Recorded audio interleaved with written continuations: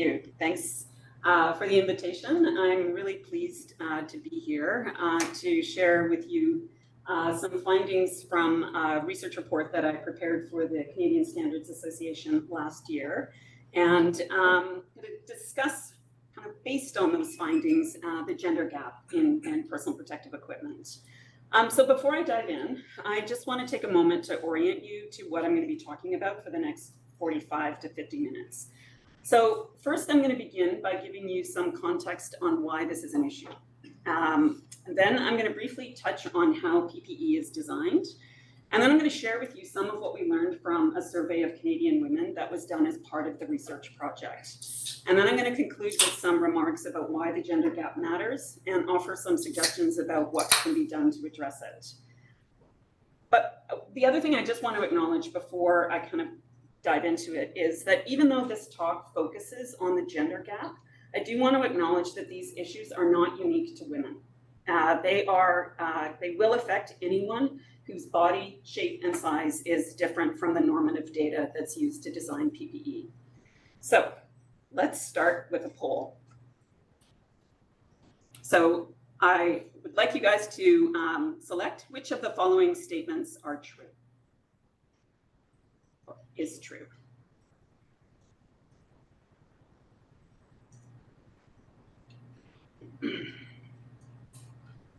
So we'll let it go until 60 seconds or 70% participation. Great. And when I see the results? Yes, we'll push the results and they'll pop up on the Okay, screen. great. Thank you.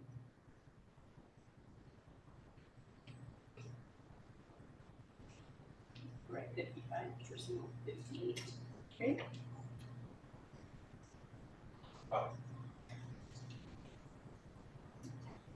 Great, 72%.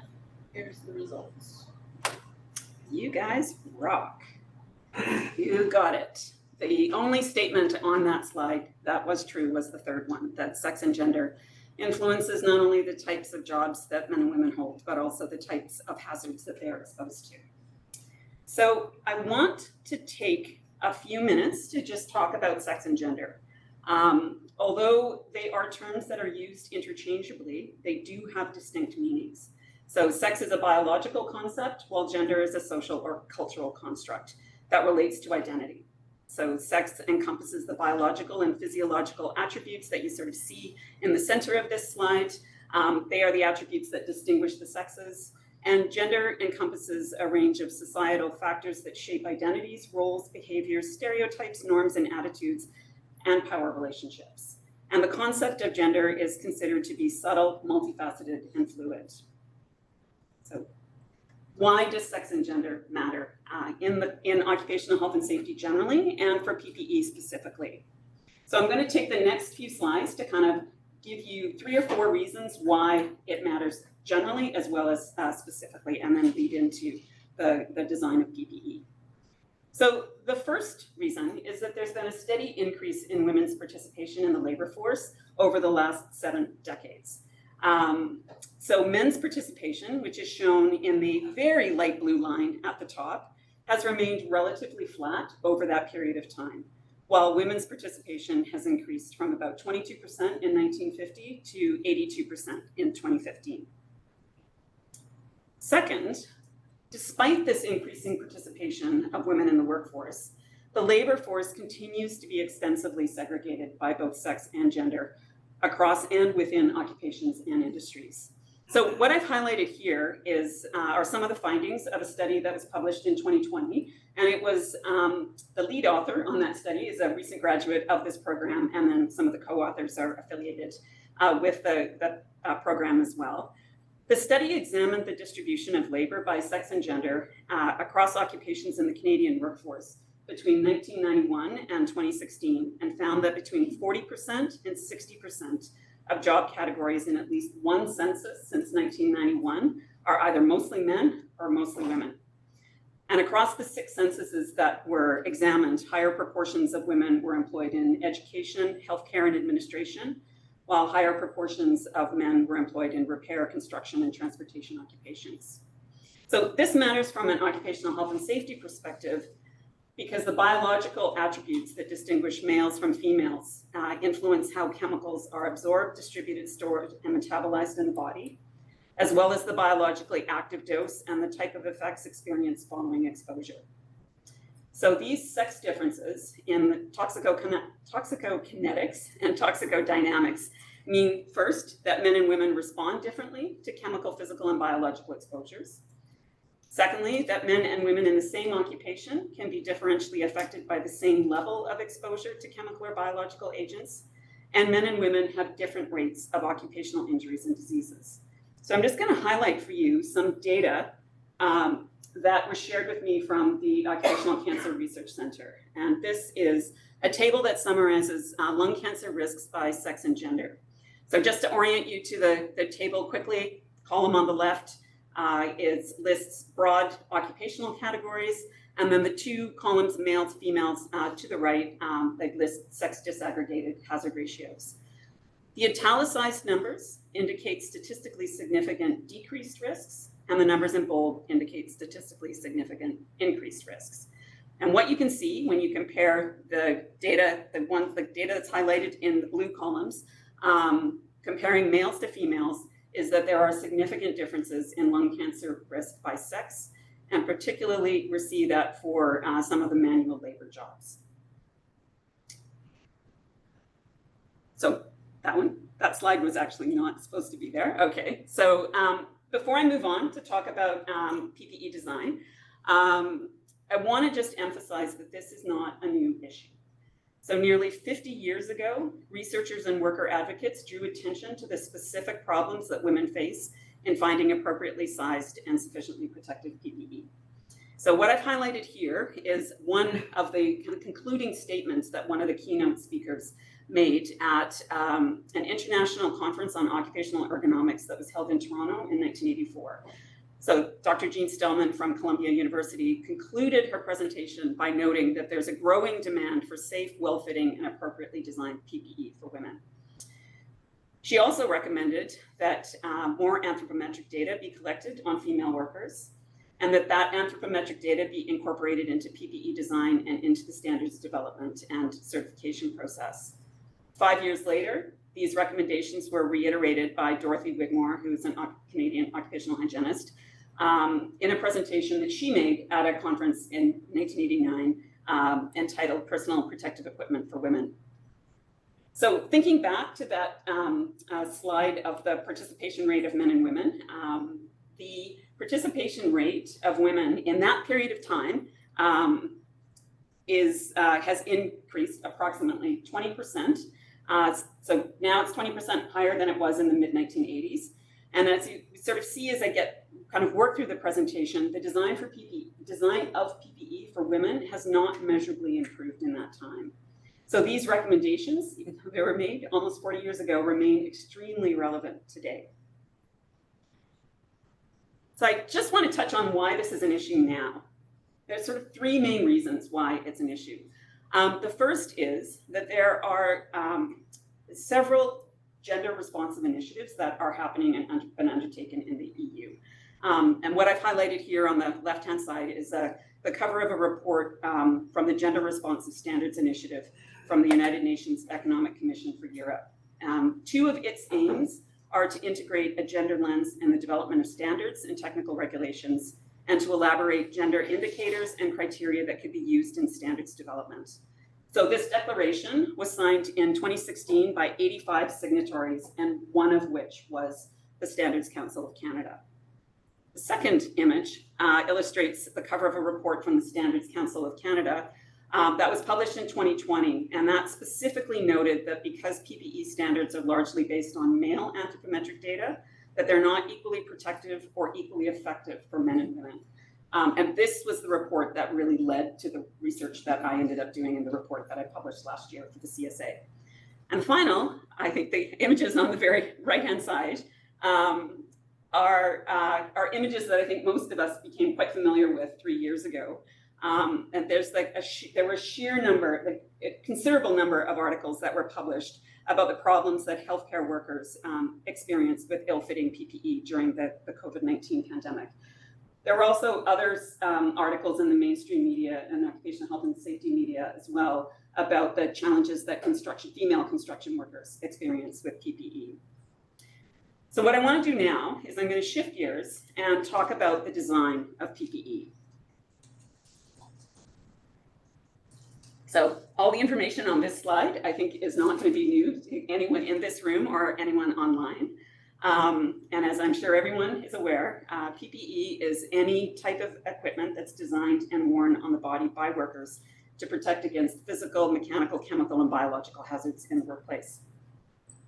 It's one of the elements in the hierarchy of controls. It's at the bottom of the hierarchy. And that hierarchy, as I think we are all aware, is widely used by occupational health and safety regulators and practitioners to rank control measures in order from most to least effective. And because PPE shifts the burden of protection onto the individual worker, it's considered to be the last line of defense. Although it's often seen as a simple and inexpensive way to control exposure, PPE should only be used in situations where other control measures in the hierarchy are not practicable or do not adequately protect against the hazard. However, in some jobs, so for example, asbestos abatement, hazardous waste removal, healthcare, certain types of PPE must be worn continually. What we do know from the literature is that poorly designed and poorly fitting PPE can contribute to workers being injured in the workplace. So for example, ill-fitting respirators can expose workers to airborne contaminants. Oversized protective clothing can interfere with workers' mobility and present a tripping hazard. And oversized gloves can be caught in machinery or expose skin to chemicals. So one of the critical inputs into the design of effective and properly fitting PPE is anthropometric data. So I'm just going to take a few minutes to kind of orient you to what that kind of data is. So anthropometrics, as the slide says, is a branch of ergonomics that involves the study and systematic measurement of variability in the human body. Anthropometric data are systematically collected in a representative sample of the population using specialized equipment, and it captures the static and dynamic variability in humans by sex, age, geographic location, as well as occupation. Some examples of anthropometric data include physical dimensions, so standing height, proportions, waist to hip length and shape, as well as measurements of strength, mobility, flexibility, and working capacity. And this kind of data are used to design workspaces and products such as PPE, tools, or other objects to fit the needs of the user and not make the user fit the workspace or the product. So over the last decade or so, occupational anthropometric data has been used to design hand protection for firefighters, uniforms for first responders and military personnel, and to improve the design of fall arrest harnesses. So I'm going to take a couple of minutes to just kind of talk a little bit about how data collected in anthropometric surveys and what that data tells us about the differences between males and females. So what I've pulled out on this slide are 4 of the 97 measurements that were collected on civilian men and women in North America in the early 2000s. And so what you can see when you look at the upper and lower bounds of the data is that there's little overlap between the proportions of men and women. And in their examination of overall differences between the sexes, the researchers who conducted this study found that hip breadth, which I've highlighted in red, to be a highly distinguishing characteristic. So in other words, women are proportionately larger in the hips than men, despite being smaller in most other ways.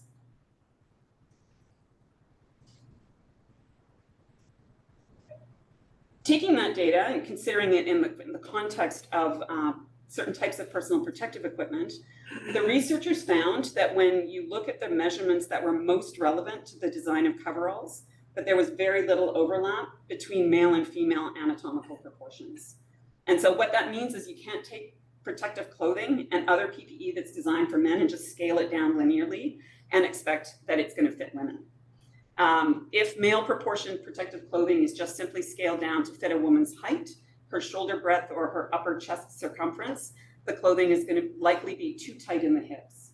And so as a result, in order to get coveralls that fit their hips, women are wearing coveralls that are too long and too big in the shoulders and chest, And then this then creates a cascading effect, creating potential problems integrating that protective clothing with other PPE, and not to mention the tripping hazard that comes from coveralls that are too long. And you will, if you're constantly wearing PPE that's too big, you're constantly having to adjust it and hike it up. And so those are some of the challenges that women experience. So before we dive in and into the results of the survey, I just want to briefly touch on and share with you a little bit of what I learned from the lit review on PPE design more generally. And it's just going to specifically touch on, I've kind of highlighted and pulled out some of the results for 3 different types of PPE. So as I mentioned, anthropometric data have been used in the design of respirators, protective clothing, fall arrest, and uniforms for about the last decade. But until fairly recently, much of that data were generated by the military in the 1950s, 60s, and 70s. And that if you think about it, that is problematic because that population tends to be young and fit, and historically they were predominantly men. And in some countries, predominantly white men. And so that is problematic when you think about trying to kind of use that data for other populations. So this reliance on data that was decades old started to shift in the early 2000s when NIOSH undertook a series of studies that examined the relationship between facial dimensions and respirator fit. And one of those studies found that women have overall smaller faces and shorter and narrower faces than men, and also found that construction workers had significantly different facial features than workers employed in manufacturing, firefighting, healthcare, law enforcement, and other occupations. So since that time, there have been other occupational anthropometric studies that have been undertaken, and they've also found important differences between male and female workers in the same job, between female workers and the general population, and between female workers in different occupations. And so this has implications for how well their PPE fits them, how comfortable it is, and how it maximizes or impedes their range and extent of motion while performing key tasks. So now I'm just going to shift gears, and I'm going to talk a bit and share with you some of the data that we collected in the survey of Canadian women. So there were 3,000 women who completed the survey. We had actually almost 7,000 women started, but 3,000 completed the entire thing. We received responses from regions all across Canada, women from the ages of 18 to 69, and they were employed in a range of sectors across the country. They were also approximately evenly split between women who lived in an urban versus a rural environment and women who worked in the public versus private sector. They were predominantly cis female, so 98% were identified as cis female and 76% identified as of white or European ancestry. So I'm going to just shift to the data now, and in this one respect, men and women's experience of PPE is the same. And in other words, they wear one or more types of PPE in the workplace, and they often wear multiple types of PPE at the same time. That's one of the key areas in which they're the same. However, the types of PPE that women report wearing varies by sector, which isn't surprising given the different types of hazards and risks inherent in these sectors. And I would guess that the same is true of men. But what I've highlighted on this slide are 2 examples. So what I wanted to just kind of pull out here is the variation in how the type of PPE varied by sector across the sectors. So I've highlighted respiratory protection and protective clothing, and the left column lists the PPE. The next column is the total number of responses that we had, and then the numbers below are the percentages. So 57% of the respondents from across Canada indicated that they wore respiratory protection, but that ranged from a low of 41% of women who were employed in manufacturing to 76% employed in emergency services. And 52% of women reported wearing some kind of protective clothing, and again, ranged from 33% from women in the service sector to 79% of those employed in natural resources. Actually, the one thing I just want to touch on mention is that this survey was done during the kind of the height of the Omicron wave. And so I suspect that a number of the responses that we got were informed by people's level of awareness about PPE because we were still in the height of the pandemic. And that's also why we included the results for consumer grade masks. We wanted to kind of tease that apart. If anyone only wore consumer grade masks, we didn't include their data, but if they wore consumer grade masks in addition to other PPE, we did include their data. What we also heard was that very few women are wearing PPE that is designed specifically for women. What I've done here is I have the blue bars, and on all of the sort of subsequent slides, the blue bars indicate the responses from all Canadian women. And then the orange ones, I just wanted to kind of pull out and illustrate and compare what we heard from BC women only. So overall, 6% of Canadian women reported wearing PPE that was designed for them. And you can see that that's slightly less here in BC, it's about 4%. 48% reported that their PPE was unisex, and 35% reported that their PPE was designed for men. And you see that there's actually quite a substantial difference in that top the top bars, which is PPE designed for men. 56% of BC women report that they're wearing PPE that's designed for men, as compared to 35% overall. We also saw that, that there was kind of variation across when you looked only at type of PPE and then also for by sector. Approximately 5% of the women who wore gloves or protective clothing said that it was designed for them, and 4% of women who wore fall protection. When we looked at it by sector, 4% of the women who are employed in natural resources said that their PPE was designed for women, 6% in construction or utilities, and 7% in healthcare. So now we're just going to shift to the next poll. So just like your guess of what percentage of Canadian women report that their PPE works perfectly for them.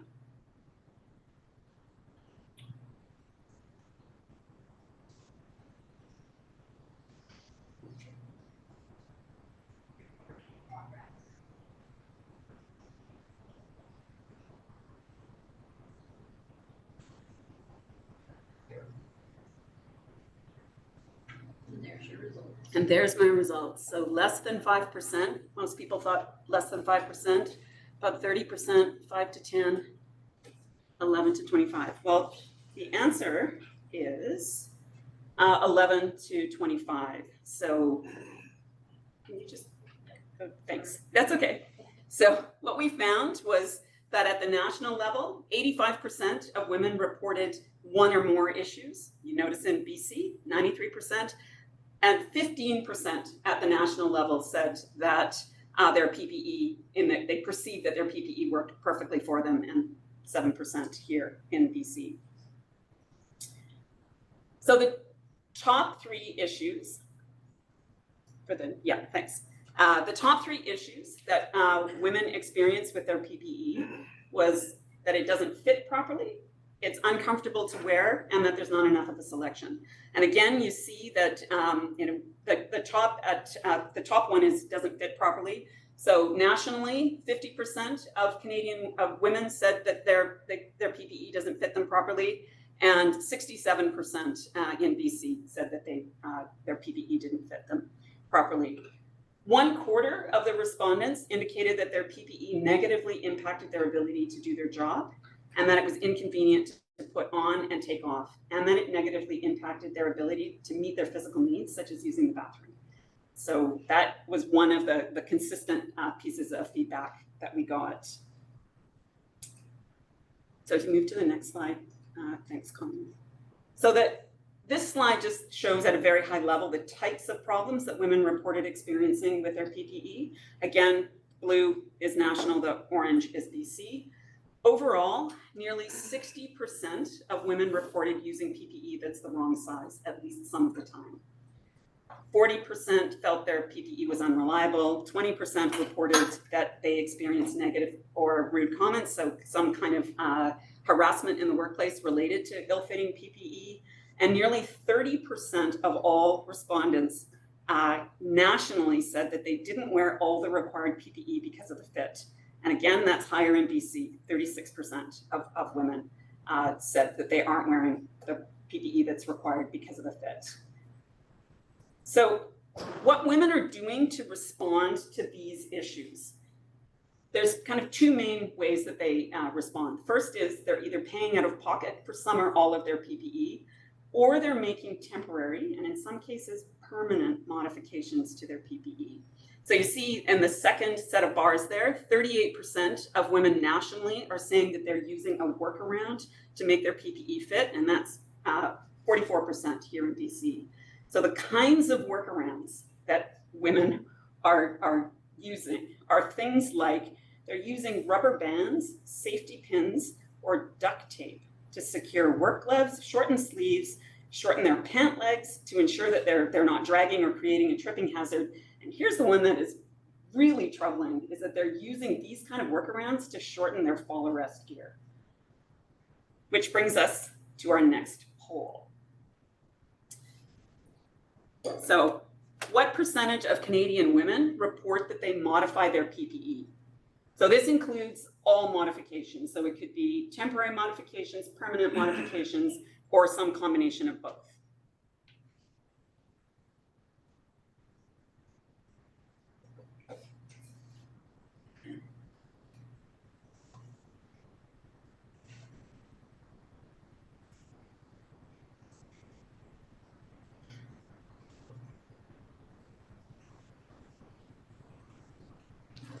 So we've got 43% say between 50 and 75, and let's see the answer. Yes, it's actually 52% of women overall who are reporting using or modifying their PPE in some way, 63% of BC women.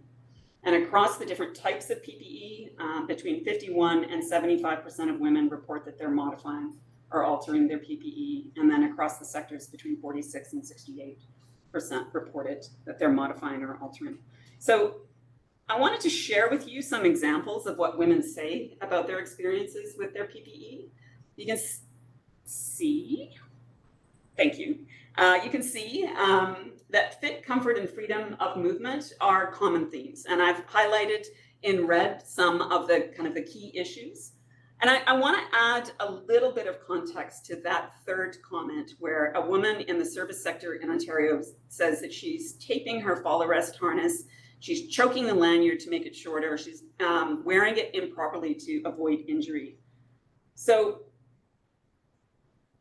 what we found when we kind of looked across the types of PPE was that women who wear fall arrest reported making more temporary modifications than women who wear other types of PPE, and 1 in 5 reported making permanent alterations to their PPE or to their fall arrest gear. So I just want to take a moment to let that sink in. We've got women who are modifying harnesses that are designed for their male counterparts to avoid creating pressure points on their torso, and this should be a real concern to coworkers, to employers, regulators. One of the reasons being is that all PPE is certified to a standard, and when that PPE is modified, the certification of that product is now compromised. And then more importantly, those workers are at risk of serious injury or death should their modified PPE fail. We had over 1,000 women report that they had experienced injuries, illnesses, or near-miss incidents that they perceived to be caused by their PPE failing to provide the intended protection. They described a range of injuries caused by defective PPE, incompatible PPE, and poorly fitting PPE. And of the 1,000, about 25% of them kind of gave us some fairly lengthy descriptions in the survey. So what I've highlighted on this slide are 3 examples.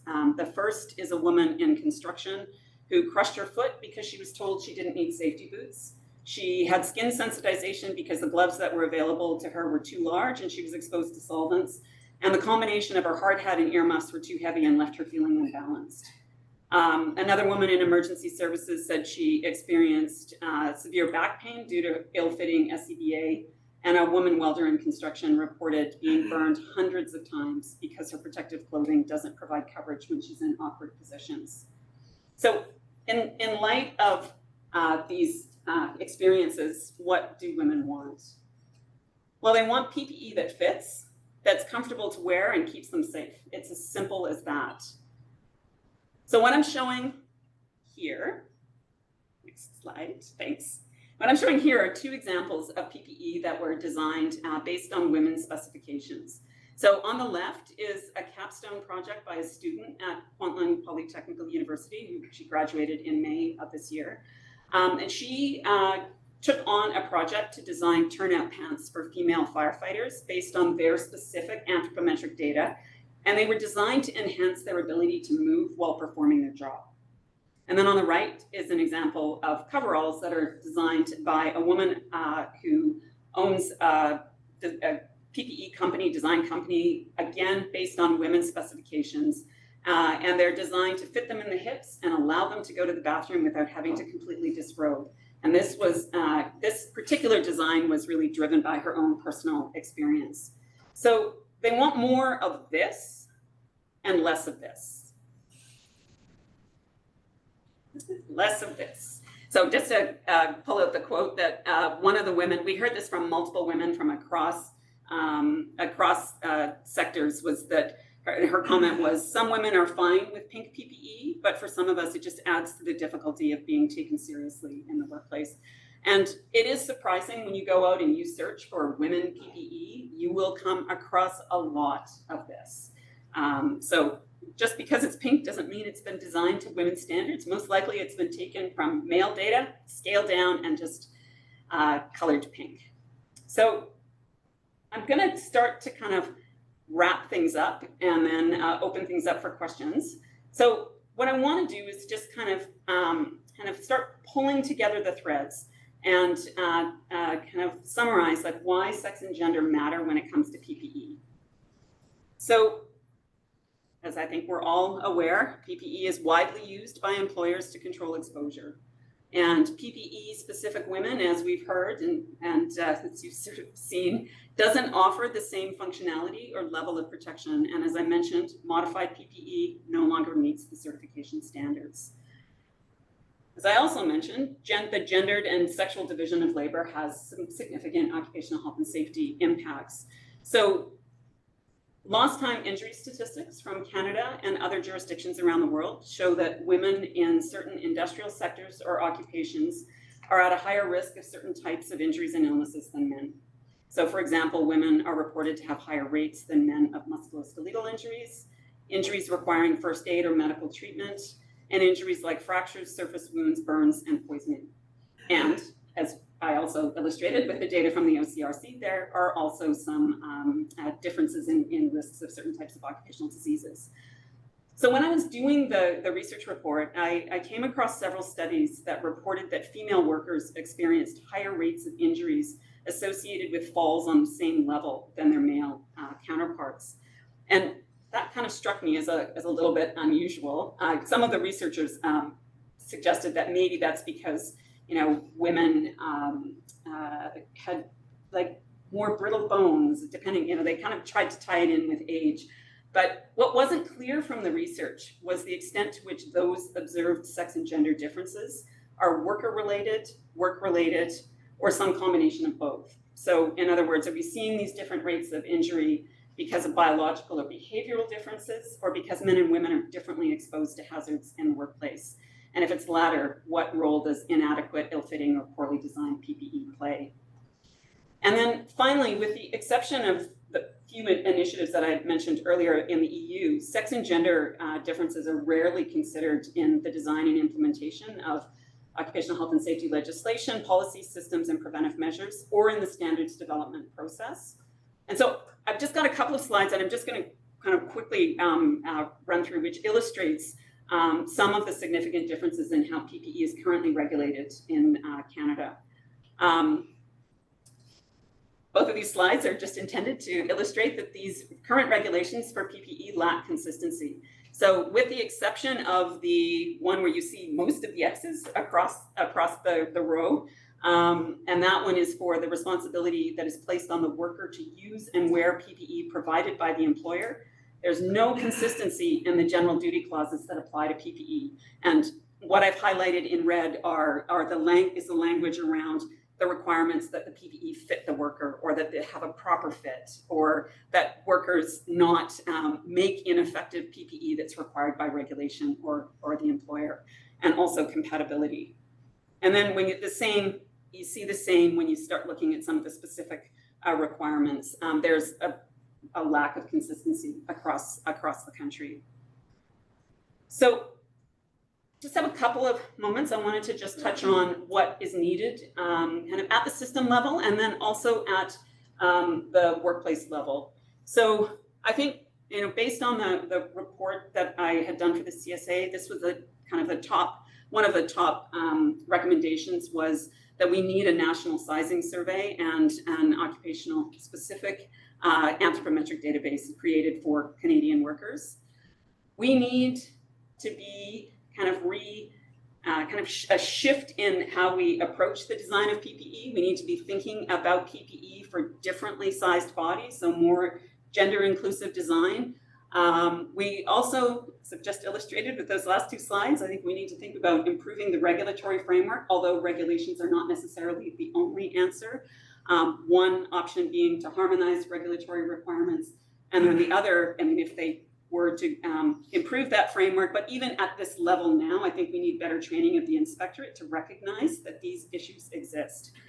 And then finally, I think at a kind of bigger global level, we need to think about mainstreaming gender inequity into occupational health and safety. So we need to start applying that lens to how we practice, how we conduct our research, how we do our risk assessments, how we develop standards, how we develop regulations. I think that we really need to start rethinking how we approach the practice of occupational health and safety. And at the workplace level, I think that what we need at one level is employers who listen. We heard that a lot of these women are kind of bringing this issue forward, and they're not being listened to. And in some cases, women aren't bringing it forward because they fear they won't be listened to. So at kind of a base level, we need employers who listen. We need to start recognizing that this is an equity, diversity, and inclusion issue. This whole this traditional approach of gender neutral and one size fits all PPE is not equally protective, so we need to start rethinking that. I think we also need to think about and encouraging the application of a sex and gender lens to the procurement, how we're procuring PPE. So thinking about PPE that's designed on actual specification, body specifications, as opposed to this, kind of male data, and then, that historical data that we're trying to apply in today's context and to today's population of workers. I think the other thing that would be also very helpful is that if in the procurement of PPE, employers start to apply that ergonomic consideration. So starting to think about the weight of the PPE, the degree of comfort, how does it impact range of motion, and how does the integration of all of these different types of PPE impact on all of those things? What all of that's going to require is an individualized consultative approach, flexible policies. And I recognize that it would take time and effort and money to start assessing each individual's unique needs and preferences, but I think that that's kind of how we start making the shift and making the protection of all workers, making it equitable. I think we also need to really promote education and awareness of this issue. So workplace parties, PPE manufacturers, regulators, inspectors, we kind of need to start getting the word out there. So a few key takeaways. Women want PPE that fits, that's comfortable to wear and keeps them safe. And at present, there is a lack of PPE designed to meet those needs. Despite the early efforts of researchers and advocates and evidence that poorly designed and poorly fitting PPE may lead to serious injury or death, women and people whose bodies don't fit that normative data continue to be differentially impacted by chemical, physical, biological exposures in the workplace, and their health, safety, and well-being are unnecessarily being put at greater risk. So what I'm going to do now is just give the last word to one of the women who participated in the survey, and then we can open it up to questions. The last slide actually has a link to the report. If you haven't already read it and you're interested, you can download the report from the CSA website. And if anybody has any questions, they can reach out to me. So I want to make sure we've got some time for questions, so I think I'll end it there.